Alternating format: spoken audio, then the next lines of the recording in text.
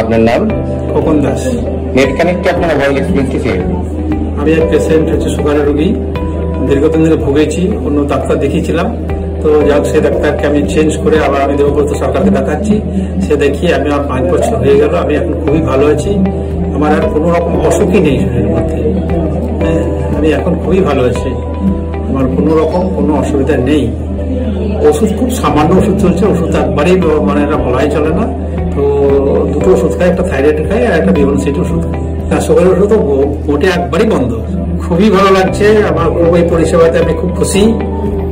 হ্যাঁ, আপনাদের যদি সেরকম কোনো থাকে আপনারা আসবেন, সে ডাক্তারের সাথে দেখা করবেন।